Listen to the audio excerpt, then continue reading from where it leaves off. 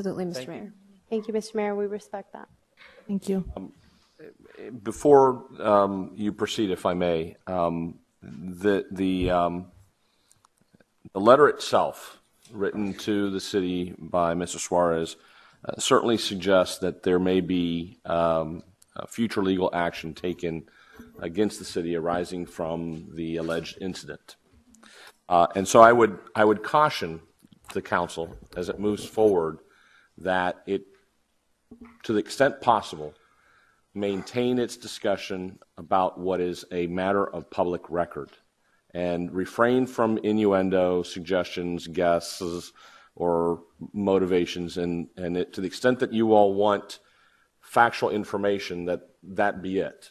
And I understand I suspect that is what it is. I just want to caution you all to be careful about what is said beyond just what are the facts, because this is all being recorded and available to anyone who may, including those who may want to potentially take some type of legal action adverse to the city. So with that, Thank you, Mr. And I'm Attorney. going to the chair at the moment. I am extremely uncomfortable, so therefore I am going to take a break during this time because I'm not comfortable moving forward on a discussion where I'm not clear as to where we stand as a city, where the case has been closed. I'd rather have a one-on-one with the chief than risk making public statements that could put the city at risk. So I'm going to take a break. Excuse me, before you take a break, the city attorney, may Councilwoman Reese take a break and not vote on an item if this is brought up? Madam Chair, I'm sorry to interrupt you, but I don't think we're voting on this item. I just requested an update from the police department because So I'm just taking a break. Because the mayor called a special meeting last week where there was no quorum, knowing that 3 of us were unable to attend, and yet he still moved forward with having that meeting, knowing that we weren't able to attend.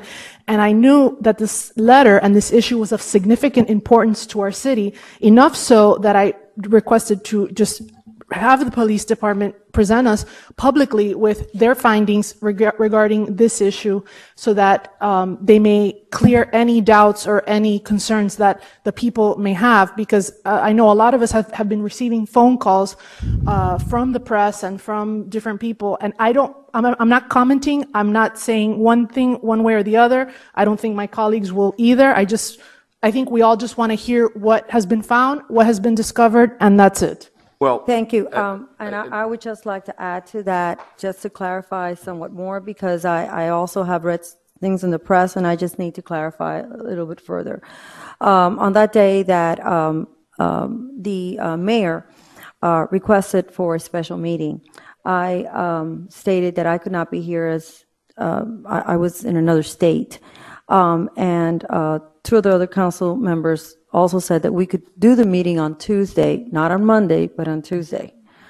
This was told to the clerk, and I kept calling the clerk because I was really concerned. I really want to be present in that meeting.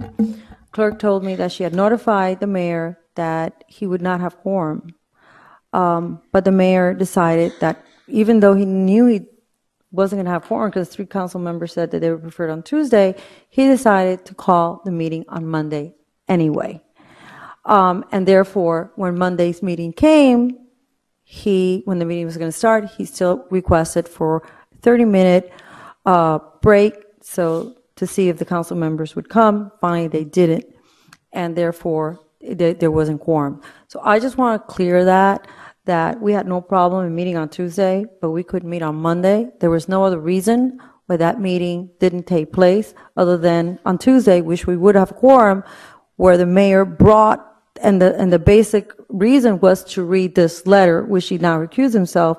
But at that time, he requested a meeting to talk about this letter. So I just wanted to clarify that because, again, there's been a lot of rumors, and we need to be transparent about it. Yes. And if, Madam Clerk, what I have said is correct? Yes, thank you. one last comment or observation. Each and every one of you have the ability. The mic. I'm sorry. Each and every one of you have the ability to ask for as suggested by Councilman Reese, a private briefing by the police chief, if that's your decision. You also have potentially the ability to request a shade meeting because the threat of litigation to get briefed through me, because only the manager, only under the shade law, only the attorney and the manager can participate in a shade meeting about the police report, if that's also an option. Again, to the extent that you elect to move forward here with this evening, I would strongly suggest that you ask the police chief to present his report in a factual manner, and that's it. Mr. Attorney, and I believe that the remaining council members that are here, Madam Chair, if I may, that's what we want. And even whoever's watching this, I think we just want to have, if the case is closed, I don't even know if it's open or closed. I think if it's open, he can't say anything, if I'm not mistaken. If it's closed, then perhaps you're able and ready to present something to us this evening. And thank you, Mr. City Attorney, for warning us. But based on that, this situation has created the issues that we have seen here. I think we owe it to the public to clarify this situation and to move forward so we can begin to heal the situation that we have all heard how our residents feel. So may we proceed? Thank you, Madam Chair. Basically, again, the discussion item is it's relating to the September 26th letter sent by the gentleman, Mr. Jesus Suarez, from the Genovese Job Love Batista Law Firm. I would like to get an update from the City of Doral Police Department regarding the investigation of the incident mentioned in the letter. Okay, thank you, Council. And yes, I can, read some things and go over some things that are public, and I'll only go over things that are public. I'll explain to you things that I can't go over. So hopefully when I finish the presentation, you'll be clear and comfortable with what's going on. First of all, I'd like to read the statement that we put out today. On Monday, October 7, 2013, investigators from the Doral Police Department concluded case number, and I have the case number in there, in regards to a battery allegation made against City Manager Joe Carollo by Mr. Juan Carlos Tovar. The criminal complaint was registered by Mr. Tovar in the early morning hours of September 26, 2013, in the presence of his attorney. After conducting a thorough investigation, which included interviewing numerous witnesses and examining video footage, it was evident that no battery took place, and the actions that Mr. Tovar alleged to have occurred simply did not happen. Once the case was concluded, the information was reviewed by the Miami-Dade County State Attorney's Office. The State Attorney's Office also concluded that a battery did not occur. In addition, the State Attorney's Office reviewed the case filed to ascertain if the filing of criminal charges on Mr. Tovar, as well as a witness, Mr. Javier Bellon, for providing false information to the police was appropriate. The State Attorney gave us guidance and direction in regard to these charges, the charges of giving false information concerning the commission of a crime, Florida Statute 837.051, and arrest affidavits were prepared for both Mr. Tovar and Mr. Bellon. Today, October 9th, 2013, Mr. Juan Carlos Tovar, accompanied by his attorney, surrendered to the Doral Police Department, where he was taken into custody and transported to the Miami-Dade County Jail. Attempts to locate Mr. Bellon have been unsuccessful thus far. What I'd like to point out is that, well, 3 or 4 things. Number one, the battery case is over. The case on the battery is closed. Number two, the city manager is a victim now. He's not an offender. He's not a suspect. He's a victim. Number three, the entire case is not over because now the case goes into the giving false information. And number four, I can only discuss certain things with you because there is a due process. And although Mr. Tovar was arrested and Mr. Bellon will be arrested, they have their due process. And in that due process is going to be discovery. So we don't want to talk about things in the investigative file that we haven't released because that can be used and Mr. Tovar deserves his day in court.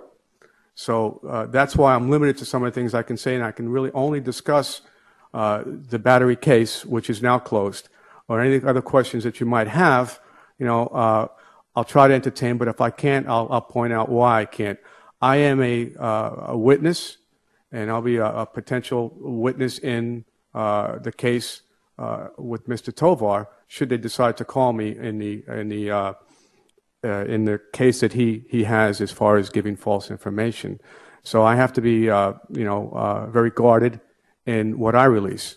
So again, I'm only giving things that are public, but I'm trying to make it as clear as possible to give you some level of comfort to what occurred and why it occurred. I'd like to, at this point, just show the video that everybody's talking about. Yes. To give a little clarity to the battery that did not occur. Thank you, Mr. Chief. Excuse me, If I may, Councilman Fraga? if I may very quickly, Chief. I'm sorry. I'm sorry. The police report, is that public?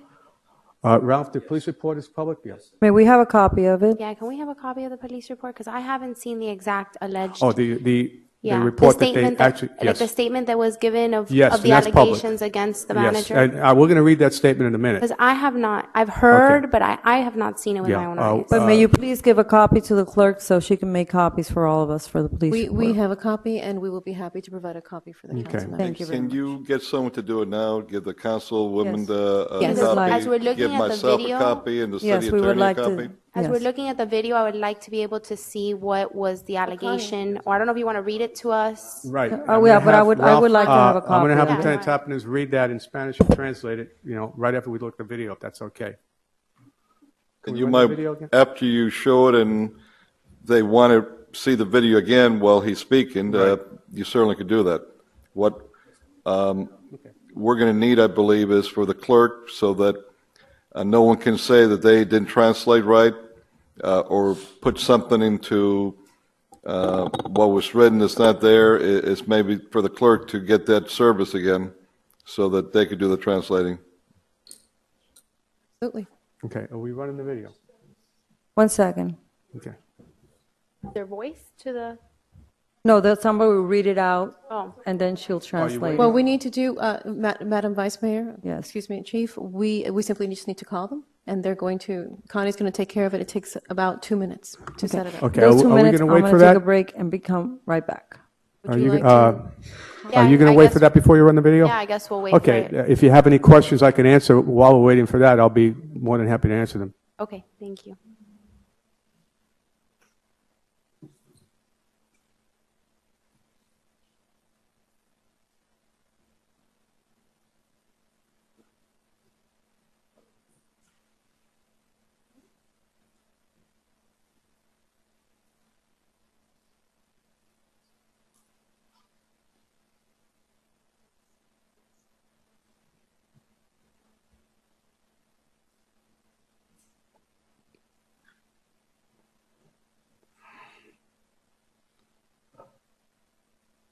Council members, what I instructed Connie to do is to go ahead and read it to the translator, and then the translation that you will hear will be the English translation.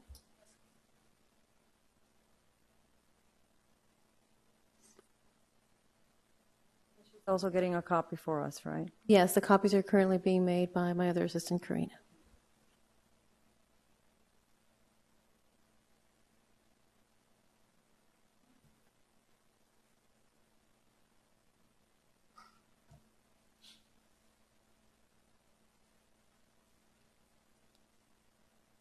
While we're waiting, Yes.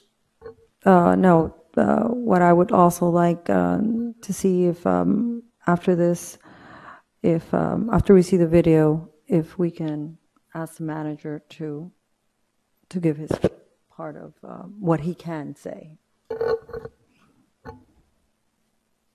Okay. Again, you can have this opportunity while we're waiting. If you have any questions for me as to, anything I can answer, I'll certainly try to answer.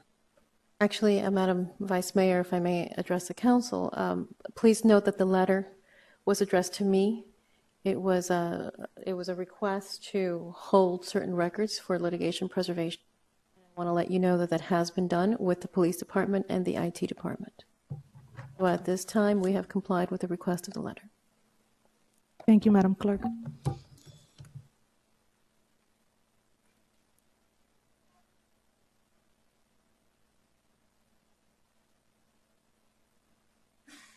Can I say something unrelated to this issue? I'm wearing orange today, not because of Halloween this month, but even though I am wearing a Halloween scarf, because I am supporting national or international Orange Day. Worldwide Orange Day. Worldwide Orange Day, That we which is supported on the United Nations. supporting the United Nations against violence against women And girls. and girls. Yes, and you will all, since we have some time now, we might as well use it for that. And you will all be receiving, if you go to the website, there is a flyer there that you will all be receiving. And I would also like to let the council know that as vice mayor, I am putting together a symposium on the 25th of this month that will be called Empowerment Women Rights. It will be at the Trump National, Trump National, Trump National, right? No, Trump National Doral. Yeah, there you go. Trump National Doral. It is a free event. Everyone is invited to go. And we are encouraging all our residents and all businesses to wear the orange We just called ribbon. you from IT. I think they're ready. IT. IT? Okay, IT, Vice can you hear Mayor, me? actually, and Councilwoman, I think Connie is playing a cruel joke on me, asking me to read it in Spanish, so I will go ahead and attempt to do my best. Oh, okay. So, is the translator ready? Yes, I Barbara, am. since maybe the Yes, I am. handwriting is a little difficult, do you want to read it, or maybe? I can do it. I can read it, Mr. Manager. And the translator is ready to go. I'm going to read it slowly in Spanish, and the translator will translate into English. Okay, are you going to run, we're going to run the video? Actually, let me, if I may, Chief, let me go ahead and read it first. Okay, if that's all right with the council members? Okay. Okay, Mr. or Madam Translator, I'm going to begin. El señor Joe Carollo me aló hasta el entry de oficinas de la ciudad ubicadas en el tercer piso de City Hall.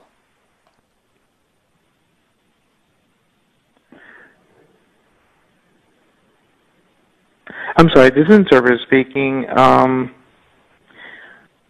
I wasn't able to hear you clearly. Will you mind repeating it, please? Absolutely. I'm going to speak slowly.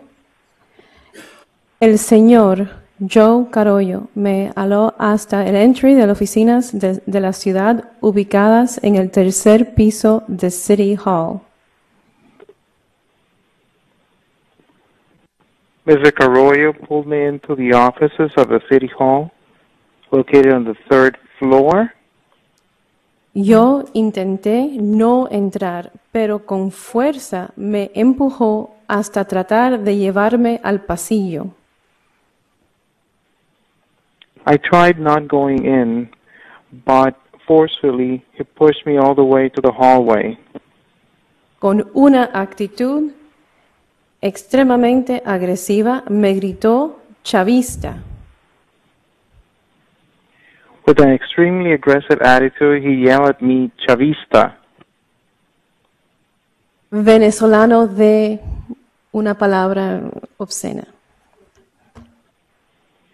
Venezuelan off, and he used an obscene word. Que me vigilaría siempre enchufado. I apologize. Would you mind reading again, please, that statement for the interpreter? It's a Venezuelan word. Enchufado means plugged in. Que me vigilaría siempre enchufado. That he would be always watching me, that I would be plugged in. Ladrón. Thief. Todo esto lo hace con la mirada del Chief Richard Blum. All this he did under the watch of Chief Richard Blum. Carollo y Richard me acorralaron con una actitud amenazante. Carollo and Richard cornered me with a threatening attitude.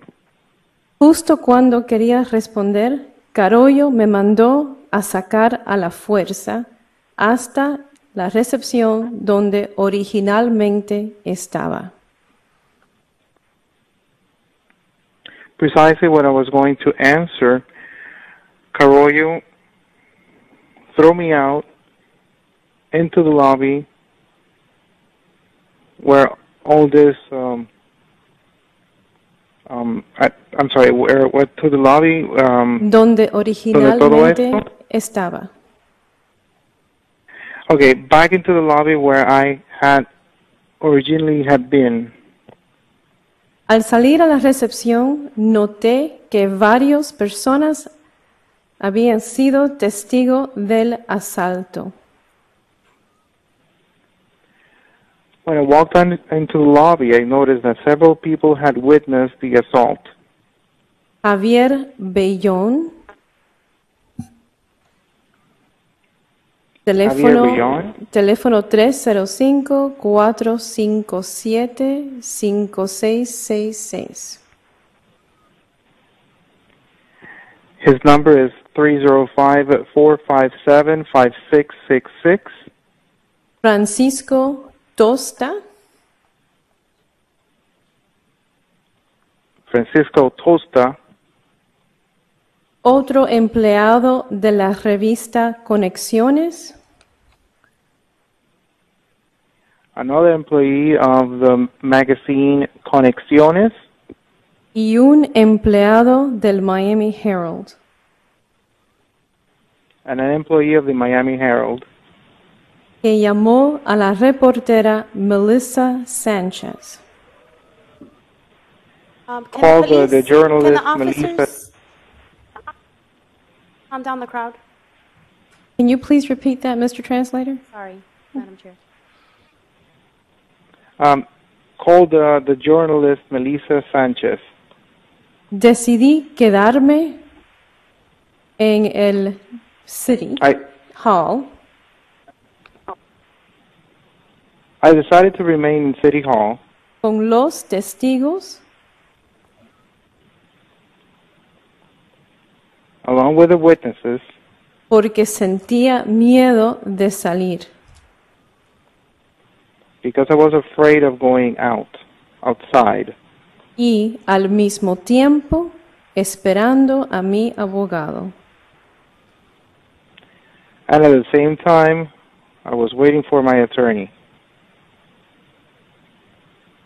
The statement has a disclaimer at the bottom, Madam Vice Mayor. It says Florida Statute 837.06, false official statements. Whoever knowingly makes a false statement in writing with intent to mislead a public servant in the performance of his or her official duty shall be guilty of a misdemeanor of the second degree. This is signed by Juan Tovar, and it's also witnessed. I do not know the witness signature. I cannot read it. Thank you, Mr. Translator, very much. It was a pleasure. You have a good evening, and thank you for choosing our services. Thank you. Just for clarification, that was witnessed by the officer taking the initial report from Mr. Tovar with his attorney. Thank you. Any other questions, Councilwoman? No? Can we see the tape now, please? IT, are you ready? IT? Okay, here it is. Can you please describe to us what we're seeing? Okay. This is the doorway on the third floor, the area in question. This is the location where Mr. Tovar alleged in his written statement in Spanish that he was pulled by the city manager into the hallway on the other side of the door. Can you describe who we're seeing here, please? I'm sorry. There, the two gentlemen in suits. One is Mr. Tovar walking towards the door right now. The other gentleman in the suit is Mr. Bellón. The gentleman with the blue shirt is Mr. Tosta. The door opening was opened by City Manager Joe Carollo. And that is the location where Mr. Tosta alleges he was, Mr. Tovar alleges that the city manager pulled him into that specific area. In addition to his written statement, I should point out that while the officer was taking Mr. Tovar's statement for the report, Mr. Tovar, the report was filed at the Miami-Dade headquarters, and using their front doors, the officer kind of had Mr. Tovar demonstrate how this pulling or tugging or whatever happened. And at that point in time, the officer indicated that Mr. Tovar, to accentuate what had occurred and how he had been pulled into this area, actually grabbed the officer's right hand and pulled it as if he was being pulled into this particular area. And as you all can see by the video, that did not occur. No battery occurred in that particular area. In essence, what Mr. Tovar wrote, and when he wrote it, was so near the incident, the time of the incident, that it should have been fresh in his mind. At that point in time, Mr. Tovar knew or should have known that the written statement and later the demonstrations that he was giving the officer were false, that never occurred. As a result of that, Mr. Tovar was subsequently arrested for filing a false report. This is customary. Yes, ma'am. Is there any more footage? The rest of the footage, there is some. It's about a minute and a half. Can we see it? Yes, I mean, if absolutely, we're watching- absolutely. Can you? Yeah, well, he went out, when he went out. Right, I guess. Right now, Mr. Tovar is inside the hallway. You can't see, okay, and you'll see that at some point, people, the person that was with him, Mr. Bayong, and later a reporter for the Miami Herald, kind of walked towards the door, and in fact, Mr. Bayong takes out his cell phone, snaps a picture of whatever's going on inside that door, and also attempts to take video footage of what happens. Shortly thereafter, you'll see Mr. Tovar being escorted from that area by the chief of police. Has Mr. Bayonne turned over that evidence? I'm sorry? Has Mr. Bayonne turned over that evidence? Mr. Bayonne came and gave a statement. What about? The video footage that you say that the picture that he took in the video. When he came to give us his statement, he did let us see what was on his phone. There was a photo depicting the chief of police standing next to the city manager, but there was no video. It was just glare. We think that that's because of the door itself. That's where he comes out? And that is where he comes out. And that's where he says in his statement that he was thrown out. Right, right. And what we're looking there is Mr. Tovar and Mr. Bayonne. Right now is Mr. Tosta. Tovar. Mr. Tovar speaking with a reporter from the Miami Herald. Again, the person in the blue shirt is Mr. Tosta, who is now speaking with Mr. Tovar.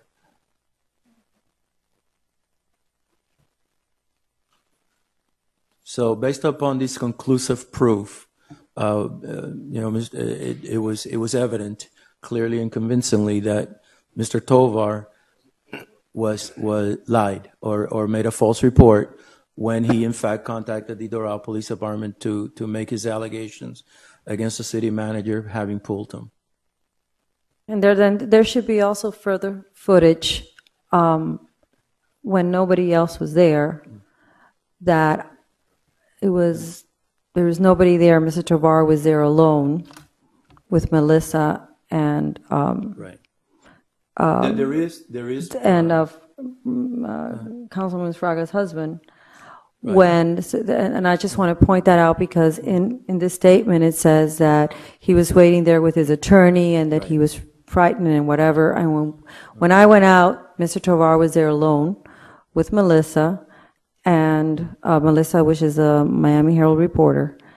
And I urged him to please, we didn't want any more problems with the city, and to just do his development and go celebrate. And after that, Councilman Fraga came out and I believe asked him the same thing. Yes, ma'am. And he said that, yes, fine, that he was going to go celebrate. So, you know, we haven't seen the footage of that, but I'm sure that I didn't know the cameras were there, but I'm sure the footage will be there. And since that is also part of the statement, I just wanted to make it clear, and I don't know, Councilman Fraga wants to confirm that, but that's, you know, exactly what happened. Police saw the whole footage, saw that instance, and called me and asked what happened, and I gave my statement. I did walk out of the offices and encountered Mr. Tovar with Melissa Sanchez, my husband, and Vice Mayor Bettina, and I did too urge him to please leave, that we did not need these issues in the city. Yeah, I've been waiting for 6 months and just to let it go. Right, and you are correct, Vice Mayor. Although this incident allegedly occurred at 9:45 p.m., Mr. Tovar stayed in the building until approximately 11:15, 11:20, or thereabouts, when you are correct. You both had conversations with him, and he is seen actually getting in the elevator to leave the building. Again, we can answer any questions. I just can't answer any questions about the false report, because now we finished the battery. The city manager is now a victim of this, so I can answer any questions as to the battery or anything else that you have that I can answer. I'll certainly want to answer for you. I can tell you that Mr. Tovar today was surrendered with his attorney. He was treated with dignity and respect. He wasn't marched out in front of the media or anything like that, and he was just taken to the Dade County Jail as anybody else would be. But we did it professionally, and we did it with dignity and respect toward him. But again, I just have to reiterate that the city manager is a victim now in this. And any questions you have? And I just want to also reiterate something that you had said previously, because there's also been calls, at least to me, that the police department of the city of Doral investigated this, and why didn't another police department investigate this? So I just want to, for clarifications, and really that I just want this to just pass and this to heal, that the arrest, and I want you to clarify this, Chief Bloom, was done because this was given to the state attorney's office. And the state attorney's office reviewed this, and they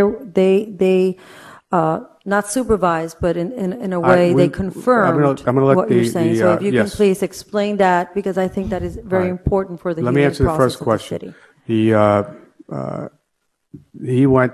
Tovar went to Miami-Dade Police Department, and when he arrived there, I told him what happened. Miami-Dade said it's occurred in Doral. Doral has to do the report. So they had the officer go out there and make the report.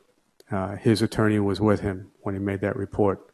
That report was done about 12:30 at night. I think they were there till almost 2 in the morning. And I didn't find out about the report until the next morning at 6 or 7 o'clock when I found out that a report had been made.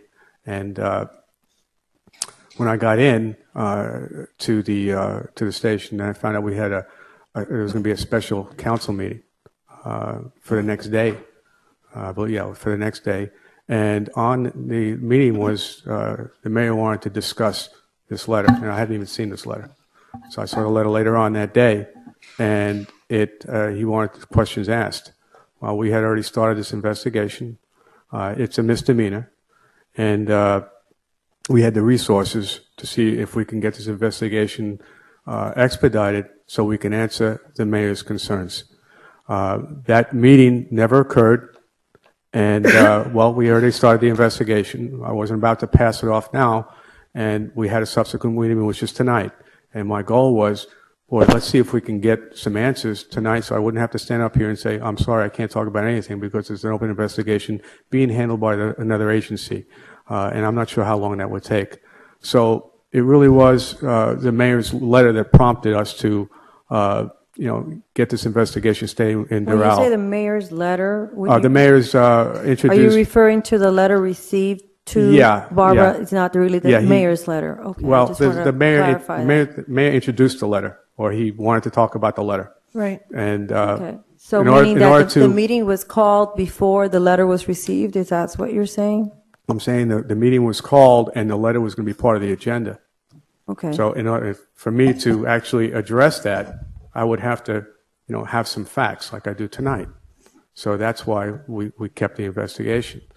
And that's why I'm able to come in tonight and tell you, that the investigation of the battery is closed and discuss that closed part of the investigation with you. And thank God because we have the video. That's basically the reason. Well, it was I visually. think, well, not only the video, but I think if I would have given it to another agency, it wouldn't have had the urgency for a misdemeanor as this one had because of the council meeting. So yeah, we tried to get it to the council since they wanted to have some things answered. And we were fortunate to be able to do that. Now, your other question as far as the state attorneys, wanted to get clarity as far as did the battery occur, and if it didn't occur, can we proceed with the false charges? And Friday, Lieutenant Tappaners called the state attorney, went over the case with him, and at that time said battery doesn't seem like it occurred, and you could probably go forward if you meet the elements of the false statement. And at that time, Lieutenant Tappaners relayed that to me, and I said, that's not good enough. I said, you haven't met with the state attorney face-to-face. I'd rather do that. I'm more comfortable if the state attorney saw the video as well. And all I'm looking for is a little guidance and direction. So that was Friday, so we couldn't see the state attorney until Monday. I think it was 1 o'clock or 2 o'clock in the afternoon. He had an appointment. So Lieutenant Tappaners took the case file down to the state attorney's office. That same state attorney reviewed the video and again said that no battery occurred, and then gave us some guidance on how to proceed with the filing of the charges, and we were able to do that. So not once but twice I confer with the state attorney to be sure. And again, many times you just do it on the phone. But this case is a little more sensitive, so I know we had to wait over the weekend, but I thought that was the best way to proceed.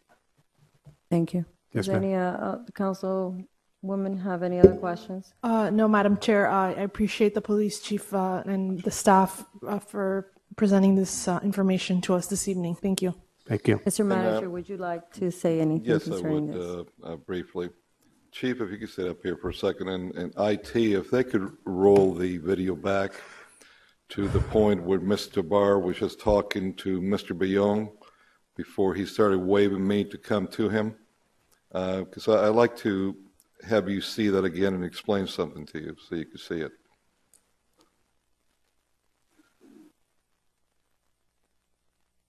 Right up to that point, if you could see Mr. Tovar in the black, the skinnier of the two gentlemen, the one in the gray heavier is Mr. Bayong that works for Mr. Tovar. You see that he waved at me twice, then stood very defiant over there. I opened the door. He wanted me to come out. I said, no, if you want to speak to me, come in. He came in. I started holding the door, and then I moved my arm down so I could hold the door. In the other side, as we came in, they could see everything from the point that I let Mr. Tovar in.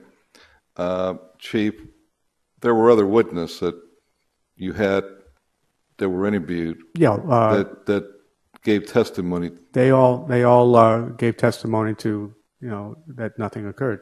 So you had video testimony that I think you see is unreputable, that you can't deny it, and you also had eyewitness physical testimony of other witness that were in the other side that saw this, while the witness that Mr. Tovar was claiming that could testify that they saw the alleged assault that I made on him were not there. They couldn't have possibly have seen anything.